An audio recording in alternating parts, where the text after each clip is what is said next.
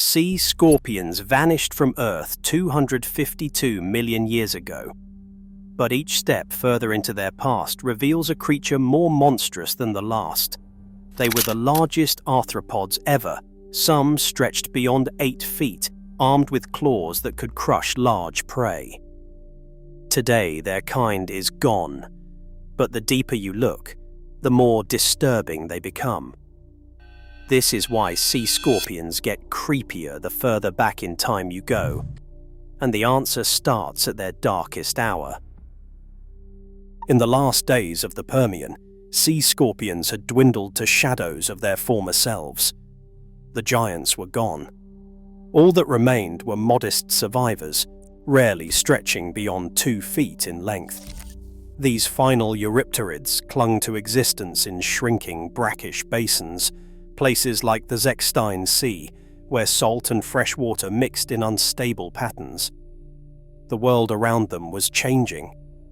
Ancient coastlines dried up, and the climate swung between extremes. Oxygen levels fell, and the seas that once teemed with monstrous predators became more hostile with each passing millennium. The last of the sea scorpions were no longer rulers, but relics, small, specialized, and increasingly isolated. Competition from new vertebrate fish pressed in from every direction, squeezing these arthropods out of their ancient niches. Fragmentary remains appear in fossil beds from the very end of the Permian. Scattered exoskeletons, some barely a foot long, evidence of a lineage at its lowest ebb. By 252 million years ago, the Permian extinction swept away what little was left. The age of sea scorpions ended not with a clash of titans, but with the quiet disappearance of these last, humble forms. Their story, for a moment, seems to close here. Small, vulnerable, and nearly forgotten. But their ancestors were anything but modest. To understand why sea scorpions became so much creepier the further back you go, you have to look beyond these final survivors, into a world where their kind once ruled with terrifying power. In the Carboniferous world, the era of small, desperate sea scorpions was a distant memory. Rivers and lakes now harbored hunters that seemed almost impossible by today's standards. Among them, Jecalopterus rhenanii stood alone, an apex predator measuring over 8 feet long, with claws that could easily envelop a grown man's arm. The most famous clue to its existence surfaced in 1914, when quarry workers near Prüm, Germany, unearthed a fossilized claw nearly 1/2 meter in length. That single piece sent shockwaves through science, suggesting a creature larger than any living arthropod. Jecalopterus was not a sluggish bottom dweller. Its body was built for speed and power, with wide, paddle-like limbs that could launch it through murky water in pursuit of prey. Unlike its later, diminished relatives, this giant specialized in ambush and attack. Fossil evidence points to a diet of armored fish and early amphibians, anything slow or careless enough to cross its path. The mechanics of its claws reveal a design for crushing, not just grabbing. Each strike could generate hundreds of newtons of force, more than enough to shatter bone or shell. The rivers these monsters ruled were not gentle streams. They teemed with life, but few creatures matched Jecalopterus in size or ferocity. For millions of years, it dominated these ancient waterways, its reign only hinted at by the rare, oversized fossils left behind. The Carboniferous was an age when the line between nightmare and reality blurred. The world's largest arthropod moved through freshwater shadows, unseen and unchallenged. Pterygotus, the undisputed giant of the Silurian seas, reached lengths that strain belief, over 9 feet from armored head to paddle-shaped tail. Imagine a creature longer than the average car, its exoskeleton gleaming beneath ancient waters. But sheer size was not its only advantage. Along the sides of its head, 2 massive compound eyes jutted out, each as wide as a dinner plate. These eyes were not simply for show.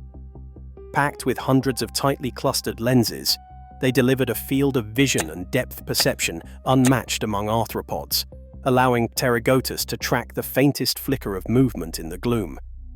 The structure of these eyes, with their densely packed facets and wide surface area, rivals the best visual equipment in the animal kingdom, living or extinct.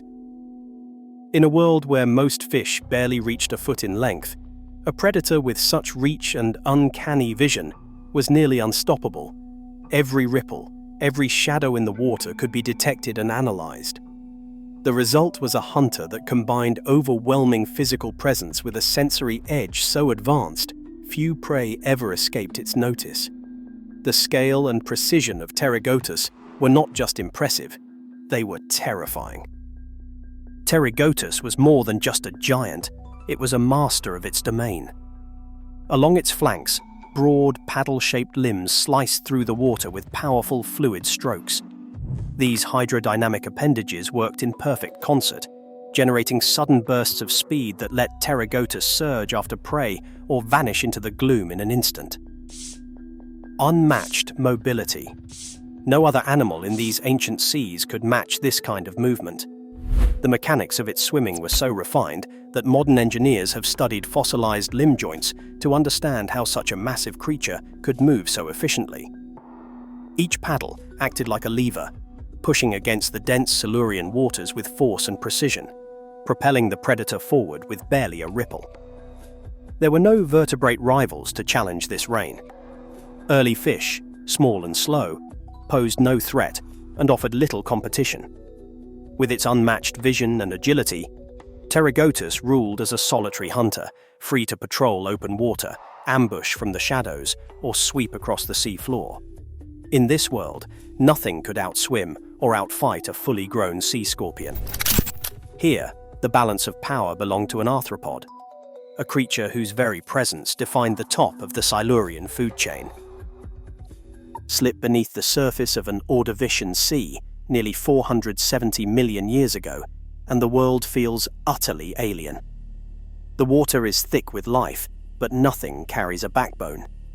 Instead, segmented shadows drift in the gloom, creatures armored in hard plates, bristling with limbs that seem to serve no modern purpose.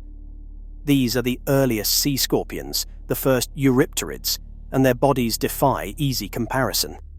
Some display as many as a dozen appendages, with spines and hooks jutting from their legs. Others bear clawed arms that could snatch, crush, or rake through the soft mud for prey. There is no symmetry of design, just a gallery of evolutionary experiments, each more unsettling than the last. The secret to their size and strangeness lies in the chemistry of these ancient seas. Oxygen levels in the Ordovician Ocean soared far beyond those of today, saturating the water and fueling the growth of outsized arthropods. With no large vertebrate rivals, eurypterids flourished. Their exoskeletons thickened, their limbs multiplied, and their claws grew ever more elaborate. In this world, the bizarre was not just possible, it was rewarded.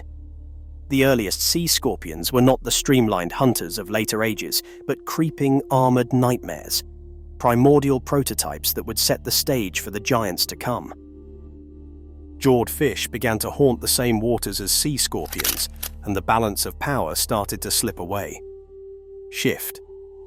Fossilized exoskeletons from the Devonian and Carboniferous show unmistakable bite marks, deep gouges and punctures that line up with the jaws of ancient predators like Dunkleosteus. These wounds are more than scars. They are evidence of a brutal new rivalry. Sea scorpions, once top hunters, became prey themselves. As vertebrate fish grew larger, faster, and more aggressive, eurypterids lost their advantage. The arms race that once favored giant claws and armored shells now tilted towards speed and powerful jaws. The world outside the water was changing too. Ancient coastlines receded, and vast inland seas dried up. Habitats that had once supported giant arthropods shrank to isolated pockets of brackish water. The Zechstein Sea, a final refuge, became a graveyard as climate swings and salinity spikes wiped out what little remained. With each passing age, the giants vanished, replaced by smaller, more specialized survivors. By the Permian, only modest forms clung to life, surrounded by the bones of their ancestors and the rising threat of vertebrate competition. The story of sea scorpions is not just one of monsters, but of an evolutionary paradox. The mightiest forms fell, and only the small endured, until finally, not even they remained. In a world where climate change and extinction still reshape life, the rise and fall of sea scorpions warns us: dominance is fleeting. Nature rewards adaptability, not terror. The monsters of the past remind us: Earth's strangest survivors are rarely its fiercest. What thrives next is up to you.